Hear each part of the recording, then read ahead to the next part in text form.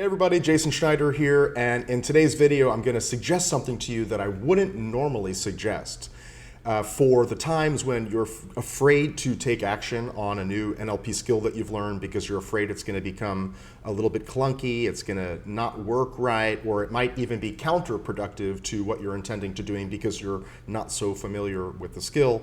If that's the case, I'm going to share that with you in today's video, and of course there's going to be a little caveat at the end because again, this is something that I would not normally suggest. I'll explain to you why I wouldn't suggest that and when and where to use it. So if you're interested in becoming more smooth in applying new skills, communication skills, coaching skills that you're learning, then enjoy this video and you're in the right place.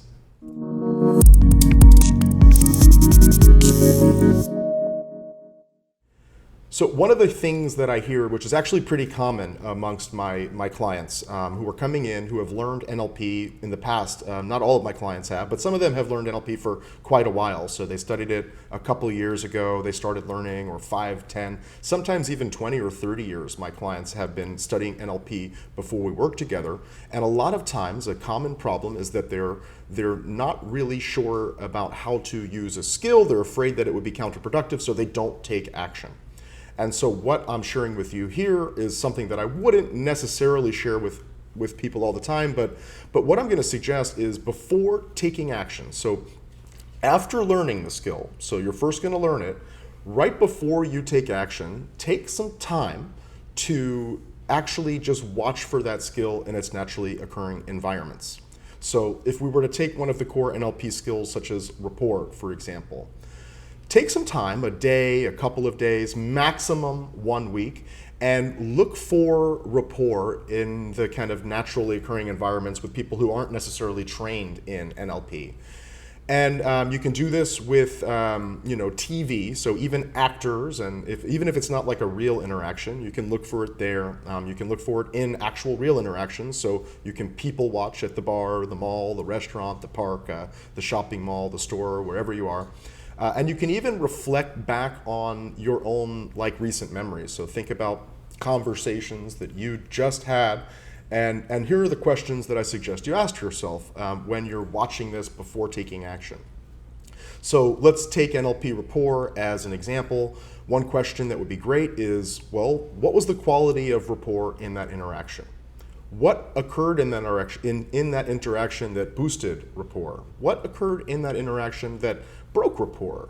How did that interaction and what I'm learning from it fit with what I've learned from the NLP skills and tools and models that I've learned in the past? And what can I take away from this to improve my implementation so that I can be more smooth, more natural, and more authentic when implementing the skills? So I said there's a caveat to this because, well, one of the most important things about NLP and neurosemantics is about making it experiential and developing skills. Skills are so much more important than knowledge, and I always recommend that the most important thing is for you to get your hands dirty and to practice and to dive in and to take action.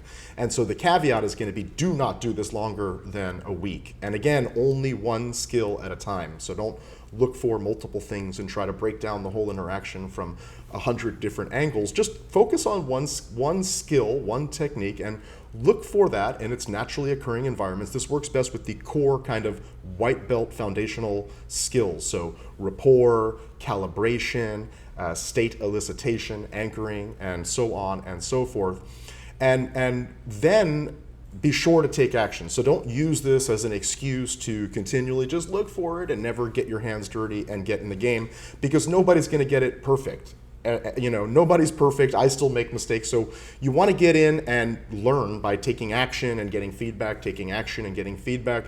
But when you first learn a skill, it might be useful for you to take a couple of days, if that makes you feel more comfortable before you take action, to just look for it in its naturally occurring environment. Because, well, the textbook of NLP is not always 100% the rule and law as it's written, and that's all. There's more to the story than that. In fact, the models and patterns and skills from NLP were modeled by doing something just like this, by watching people do things excellently and then creating a model of how you could replicate that. So taking a modeler's perspective, if it helps you, you could even go into second perceptual position, if you know what that means, step into their shoes and and try on some of the skills while you're watching people do it well. You could even try on some of the skills when you're watching people not do it well and learn from that experience.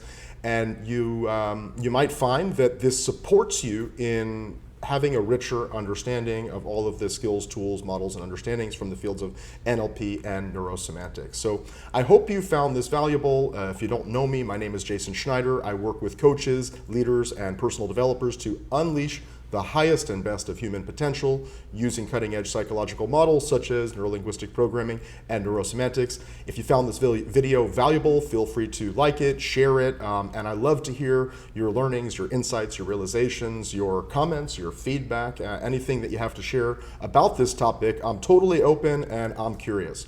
So wishing you a great rest of your day and a great rest of your week, being open to look for skills and to put on kind of a modeler's attitude to continue to learn and grow and to implement to improve your skills.